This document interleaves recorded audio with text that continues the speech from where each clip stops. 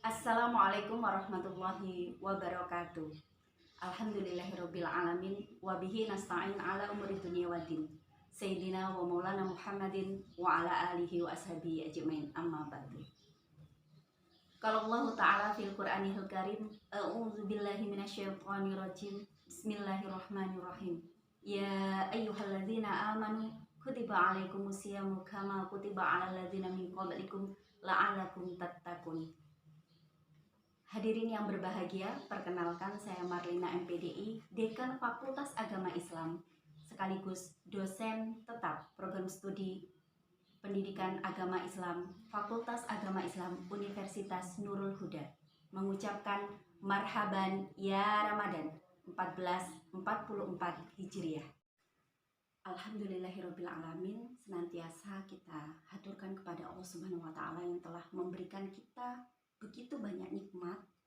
Contohnya nikmat Islam, nikmat iman, nikmat ihsan, dan yang terutama adalah nikmat kesehatan, sehingga kita dipertemukan kembali oleh Allah dalam bulan yang penuh berkah ini, yaitu bulan Ramadan 1444 Hijriah. Salawat dan salam marilah senantiasa kita haturkan kepada junjungan kita Nabi Agung Muhammad SAW, yang mana beliau telah mengantarkan kita dari samudra kemusyrikan menuju pantai keimanan yang telah kita nikmati hari ini. Hadirin yang berbahagia, pada Ramadan yang pertama ini saya akan menyampaikan kultum yang berjudul Puasa Menciptakan Kesehatan Jasmani dan Rohani. Puasa di bulan Ramadan adalah rukun Islam yang keempat. Hukumnya fardu ain atas setiap muslim yang telah balik. Nah, puasa disyariatkan pada tahun kedua Hijriah sesudah turunnya perintah sholat dan zakat. Sesuai dengan firman Allah Subhanahu wa taala dalam Al-Qur'an surat Al-Baqarah ayat 183 yang artinya, hai orang-orang yang beriman, diwajibkan atas kamu berpuasa sebagaimana diwajibkan atas orang-orang sebelum kamu agar kamu bertakwa. Berdasarkan surat Al-Baqarah ayat 183 tersebut dan sejarah, maka puasa bukanlah barang baru. Sama tuanya dengan sejarah manusia, yaitu peristiwa pelarangan oleh Allah Subhanahu wa taala kepada Nabi Adam dan Siti Hawa untuk tidak memakan buah kuldi di surga. Nah, ini cukup menjadi bukti sejarah. Kemudian bangsa-bangsa purba juga telah mengenal tradisi puasa. Ya, diantaranya Mesir kuno, kemudian Yunani kuno, kemudian Hindu kuno, dan masyarakat Cina bahkan sampai hari ini mengenal yang namanya puasa. Tidak hanya manusia, bahkan hewan dan tumbuhan juga di sepanjang zaman mengenal yang namanya puasa. Bisa dibuktikan dengan penyelidikan tumbuhan di Kotil yang tiap tahunnya itu mengalami musim rontok, di mana daun berfungsi untuk menahan penguapan, kemudian menampung cahaya dan menyerap udara, juga berfungsi untuk melakukan pengasimilasian secara teratur. Nah, bagi kelompok hewan yang paling mudah diteliti adalah bangsa unggas, contoh ayam. Ketika ayam mengerami, maka ayam akan makan sedikit sekali, yakni pada pagi sekali atau sore sekali.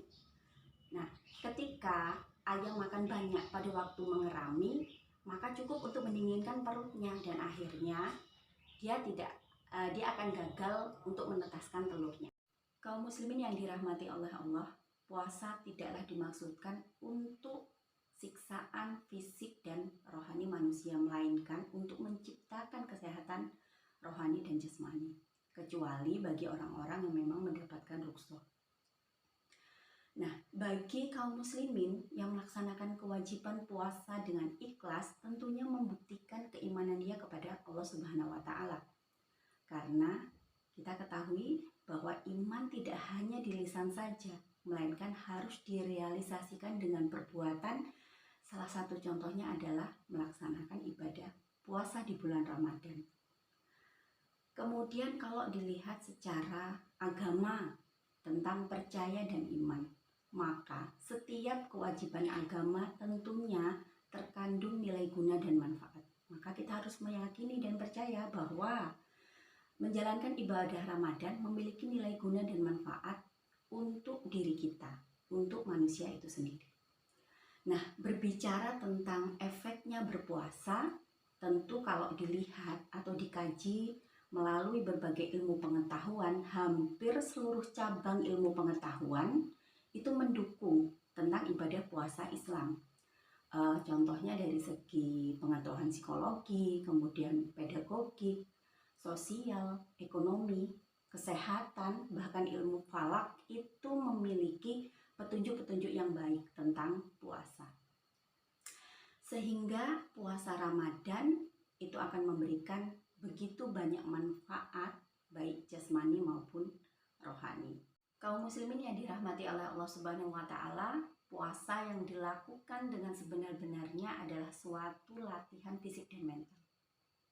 Puasa dari segi mental tentu akan mendidik manusia untuk berakhlakul karimah, karena tentunya akan belajar bagaimana disiplin, kemudian jujur, memiliki rasa empati, berwatak dan berkarakter baik. Nah, tentunya itu akan menciptakan kesehatan mental dan rohani.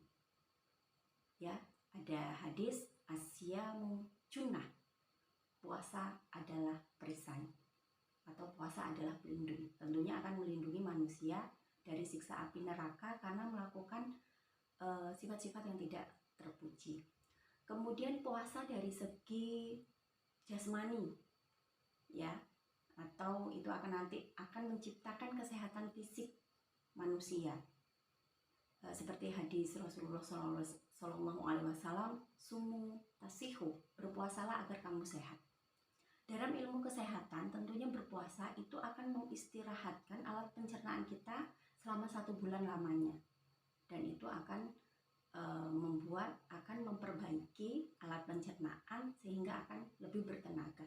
Dan kalau dalam ilmu montir itu puasa itu akan mengontrol gitu onderdil yang rusak sehingga akan bisa berfungsi lagi dengan baik setelah melaksanakan puasa.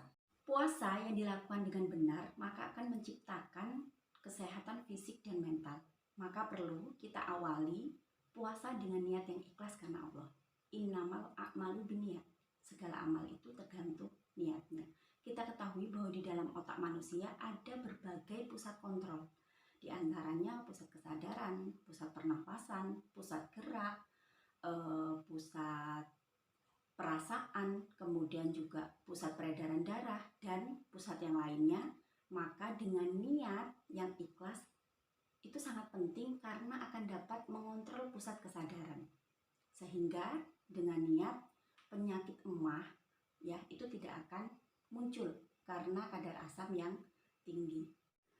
Karena dalam kesadaran penuh dalam berpuasa, maka berbagai kelenjar juga akan terkontrol oleh pusat kesadaran.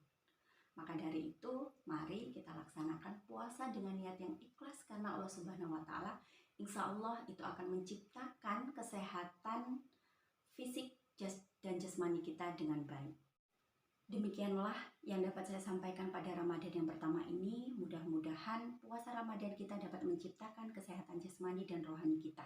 Dan mudah-mudahan dapat merealisasikan ketakwaan kita kepada Allah Subhanahu wa taala sehingga kita memiliki kesalehan individu dan kesalehan sosial yang dapat bermanfaat untuk umat. Demikian yang dapat saya sampaikan. Mohon maaf atas segala kekurangan. Saya mengajak mari bergabung bersama kami di Fakultas Agama Islam Universitas Nurul Huda di kampus Cerdas Berakhlak. Wallahul muwaffiq ila aqwamit thoriq. Wassalamualaikum warahmatullahi wabarakatuh.